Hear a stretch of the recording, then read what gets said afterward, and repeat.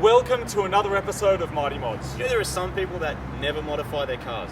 Never modify their cars. I mean, we think that's crazy. So, we went out and we bought a brand new GTI and a brand new Audi S3. And today we're going to take them out and see what the fuss is about. Right, so Moo's going to take the GTI, I'm going to take the S3, we're going to take I'm them out. not in the GTI. Yeah, I've got the S3. Dude, I got the S3. No. Yeah. The Mark V GTI Golf is a wolf in sheep's clothing. It has a 2-litre turbo 4-cylinder engine putting out 147 kilowatts at the flywheel. Its double overhead cam configuration means it loves to rev, and the high 10.5:1 compression ratio means it's worlds apart from the laggy turbo engines of yesteryear. It sprints from 0 to 100 in under 7 seconds, but VW also offer a DSG transmission, and while it is quicker than the manual, we prefer the driving experience gear stick in hand. So this Golf GTI starts out as a good package as it is. It's sporty, it handles great, it's got plenty of power. I mean, you add a couple of simple mods and you can really wake this thing up. Front and rear suspension is modern, independent, and VW give you drive assist technology such as ESP and ABS. This car is really easy to drive fast and it looks amazing. It's easy to see why this little beast has won so many awards. The most common mod is an ECU reflash, and while it provides really noticeable increase in torque and power, it can cost a couple of grand, and the gains are similar to what you'd get with a $50 bleed valve on a Jap import. But can you eat your dinner off the engine bay of a Jap import?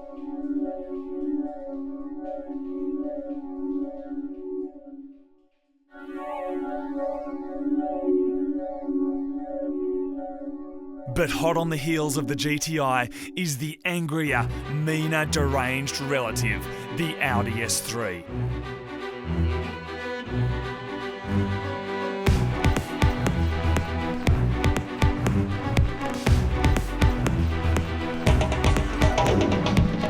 The S3 is the hot hatch that has it all.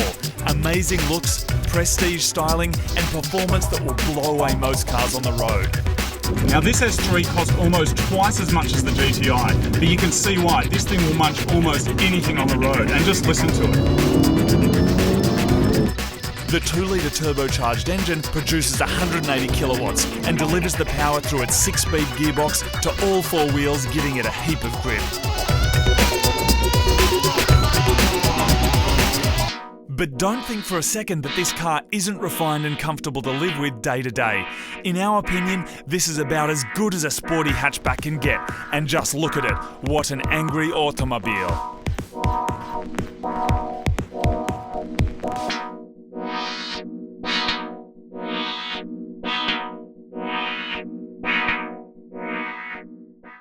But there's another hot hatch in the Mighty Mods garage. And it's totally set to teach these two a lesson. It is the blue sheep of the hot hatch contenders. Take a look at this.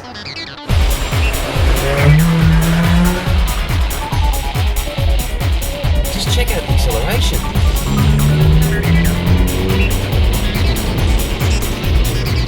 The Nissan Micra has been around since the 80s, but Australia only got them from 95 to 97. The engine is a double overhead cam 1.3 litre inline 4 that puts out 55 kilowatts in stock form. That might not sound like much, but in an 800 odd kilo shell, it's a heap of fun to drive.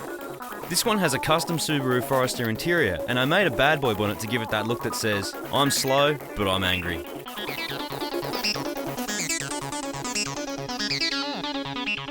Zero to 100 will take you a whopping 10 seconds, so don't get me wrong, this is a shopping trolley. But with some cheap and effective modifications, you can give other cars a really good scare. It's small and cheap, but it is the Frankenstein of mighty car mods. We've tried pretty much everything we've done on this car first. You see, while the Micra doesn't have looks, performance, prestige, power, or even matching panels, we're about to change that. That's right, this episode we're going to turn the Mighty Mods Micra into a hot Euro hatch.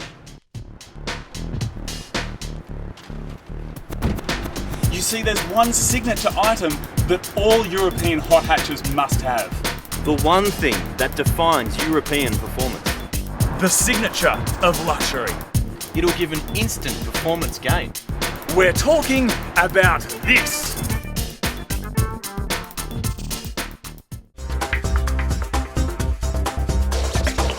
Enough eye candy, it's time to get down to business. We've got a courtesy light delay kit, thanks to J-Car for that. It comes in a kit form, so we have to build it ourselves. We're going to show you just how to do that, and we're going to put it in the Micra. This kit holds the power going to the interior light after you've shut the door, then fades it out. You'll need a soldering iron, solder, side cutters and some screwdrivers to make this kit. Build up the PCB board from the lowest profile parts to the biggest so you've got plenty of room to work. The next step is to crack out the soldering iron and apply heat to both the legs of the component and the track of the PCB board.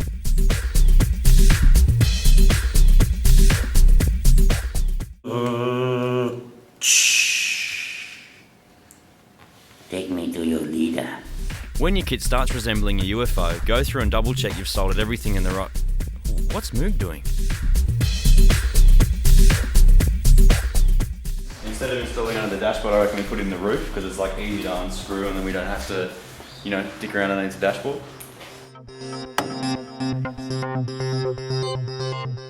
We pulled the bulb out of the Micra so we can test our light dimmer kit before we go and put all the wiring back in.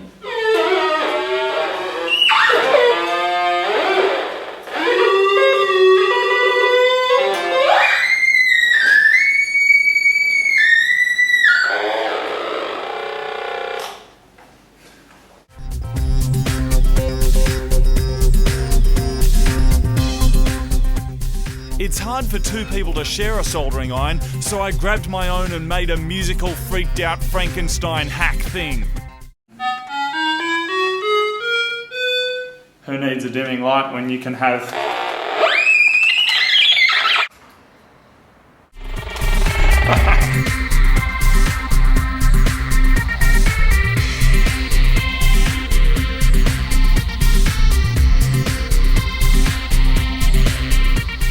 You can install this next to your door switch or up next to the light. Not all cars are the same, so read the instructions carefully and do a little research if you need to. If you've wired everything up correctly, it should look like this. Since putting the dimming light in the Micra, it's turned so Euro it's drinking soy decaf lattes, wearing G-strings, and when we go to the Mighty Mods garage, we actually can't tell which car is which. So the moral of the story is, if you've got 75 grand, don't buy an S3, don't buy 2 GTIs, buy 30 Micras. We'll see you next time.